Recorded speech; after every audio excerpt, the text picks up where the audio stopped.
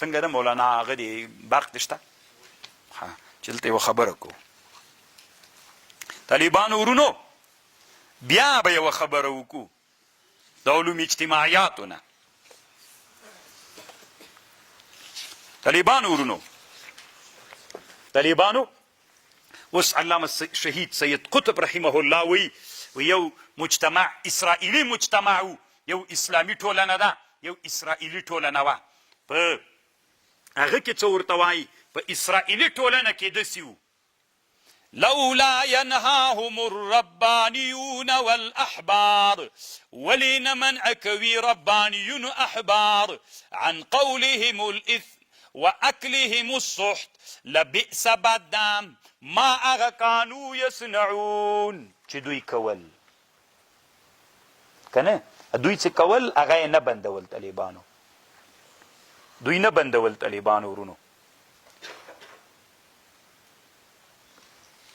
لولا ينهاهم الربانيون والأحبار عن قولهم الإثم وأكلهم السحت کله به چې طالبانو په بني اسرائیلي ټولنه کې څوک راغلل ټولنې ته به ناروا راغلله دوی به نه منع کول د رهبانیینو د علماو به په اسرائیلي ټولنه کې څنګه کول نه به منع کول حرام به یې خوړل دوی به خپله په همغه مشرب باندې رشوت به حرامو نور ګناهونه به حرامو دا رهبانیینو علما به طالبانو په همغه حرامو ټغر باندې ورسره ناست ول چې ورسره ناست به ول طالبانو دې ټولنې نه بیا ګناه وته دې ټولنې نه فساد ناروا وته نه نو چې نه وتله طالبانو لبئس ما کانوا یصنعون دا دوی ډېر بد کار کاو څوک یې کاو ډېر بد کار یې کاو طالبانو ورونو اما د اسلام ټولنه بیا څنګه وه طالبانو لږ وروسته الله عز وجل یو بل آیات کې دلته وایي چې رانه ورک نسي طالبانو ورونو هغه آیات را پیدا کړو دا آیات ته طالبانو ورونو همدا نن درس کې ده لعن الذين كفروا من بني اسرائيل على لسان داود څوم آیات راځي واویا هغه چې تاسو طالبانو لږ راسئ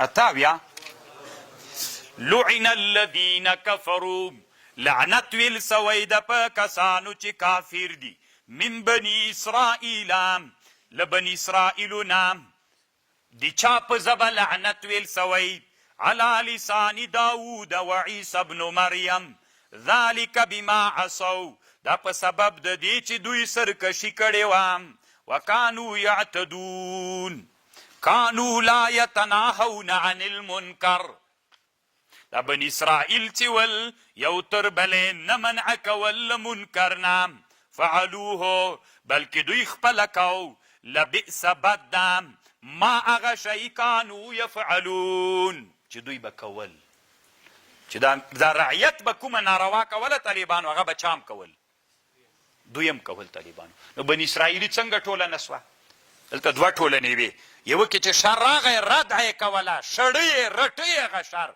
بله ټولنه داسې وه ترې راوړه دا پیله که نه چې رهبر طالبانو داسې سي چې هغه ارخا د عنانو کې سستي وکړي له خلکو سره وي تی اورې وی و کله کله یې اورمه طالبانو یوه خبر څه ده طالبانو وی و زه یم کله کله اورم یو ډم ورته یادوي طالبانو ورونو د رهبر سره څوک چې د ټولنې مقتدا وي دا بني اسرائیلیت ته طالبانو بني اسرائیلیت سړی مختار نه کي دغه بني اسرائیل دغه ملحدانو نه سړی باید چې د جامعې رهبري طالبانو متاثر نه سي ته خو یو وارې باید ورته نه وایې چې ما اورېدلې ده دا به ورته ویلي چې حرامه ده ناروا ده څوک چې اوري حد کفر ته رسیږي ته ورته یې چې ما ته یې ولا لږ داسې خوند غوندې را کړی ده نو طالبانو ورونو تاسې اوس دما خبر د سره واورئ بني اسرائیلیت هغه ټولنه طالبانو ردع د ګناه پکې کېږي دې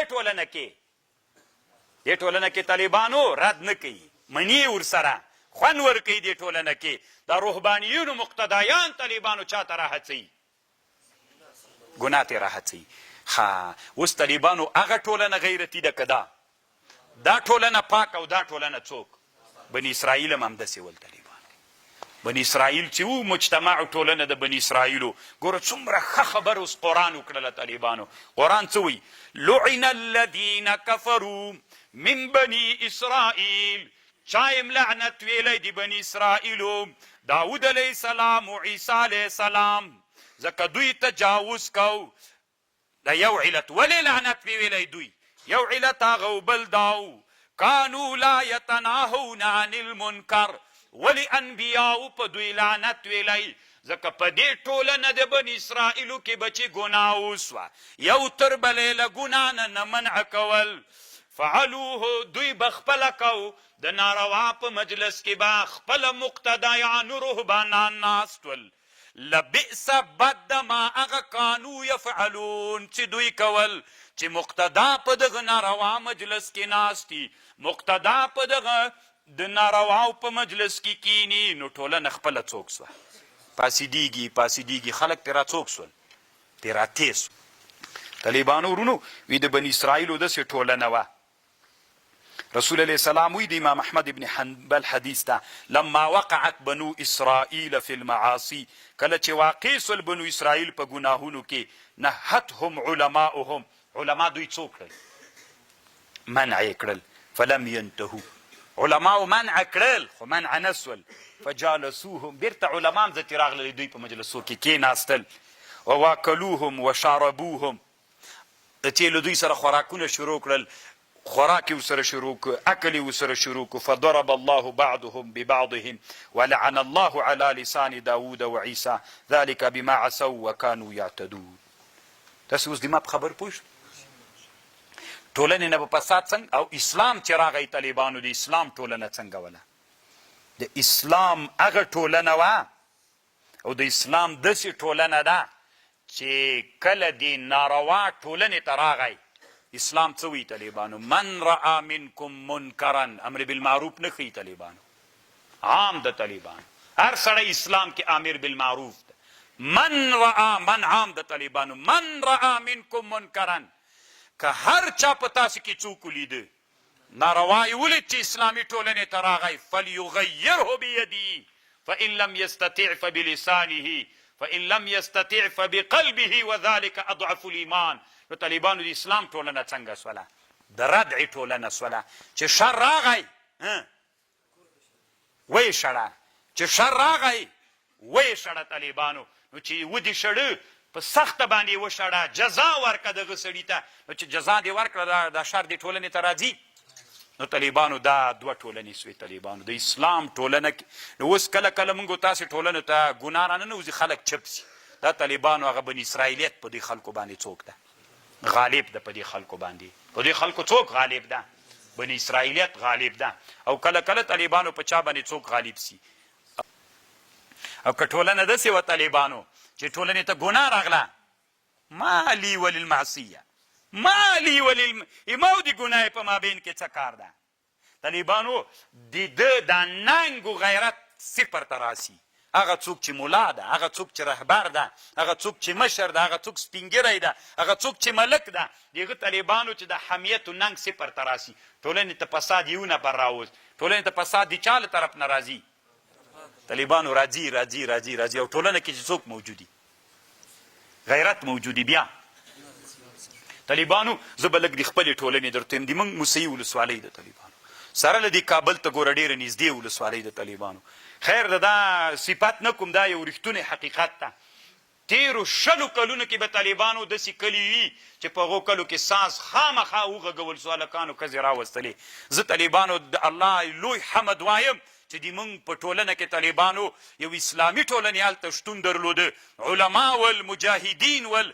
که داسې پیښه کله سوې ده په همغه صحنه کې مجاهدین راغلي دي، خلک یې وهلي ځپلي دي چې چا ساز راوستلی. ښځې خو بیخي لا نه دي راوستل سوي طالبانو، دا خو بیخي سوې نه ده. لکه ټولنه طالبانو داسې رادعین علما هغې ټولنې ته راوستل سوي دي چې الحمدلله ټولنه په نارواو باندې هلته د افغانستان ډیر جین الحمدلله همداسې دي اکثر طالبانو. دا مې ځکه درته یاد کړم موږ دلته ډیر نږدې ولو د ډیموکراسۍ لوی مرکز ته، خو بیا هم الحمدلله په 20 کالونو کې داسې پیښه نه ده سوې. دا د الله یو لوی نعمت ته که نه طالبانو ورونو. او د علماو کار هم دا ده، د رهبرانو د ملکانو د مشرانو چې څوک وي چې هغې کې حمیت د اسلام راپورته سي، ننګ د اسلام راپورته سي چې ګناه وي.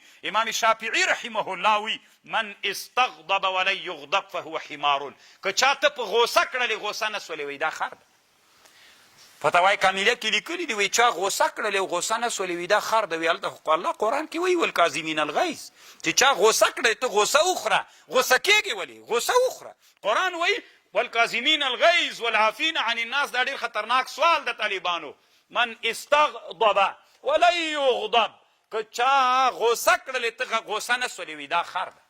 امام شافعي صاحب وایي. نو علما وایي د دې دا مطلب ده چې ګناه دې ولیدله، ګناه دې ولیدله او ګناه په تا کې د اسلام ننګ را پیدا نه که چې تا غوسه کې ګناه سړی ویني غوسه کوي که نه، نو ننګ دې چا پکې را پیدا سي، د اسلام هغه حمیت و ننګ پکې را پیدا سي. چې ننګ پکې را پیدا سو غوسه سي طالبانو یو دم ډولچي ته طالبانو کش ورکي، دیم په دا سر یو شنګ ورکي هغه ډم ته او ډول هم طالبانو ورمات کی که نه. او که ښه ډول روان یې او ته مقتدا یې مشر یې عالم یې شیخ الحدیث یې نو ډول لګیا یې هلکان ګډېږي ته وایې صاحبه داسې څنګ ته مې کښېنوئ څوک مې ونه ویني. دا طالبانو حمار ده. یحمل اسفار کتابونه یې بار کړي دي طالبانو. دا د امام شافعي رحمه الله خبره ده. رحمك الله علیک یا سید قطب. طالبانو الله عز وجل دومره لوی هغه ورکړي. څومره ښه خبره طالبانو په ښه تعبیر یې وکړه. کتاب یې د چا نه ډک ده؟ علوم اجتماعیاتو نه طالبانو. الله مو علما کنو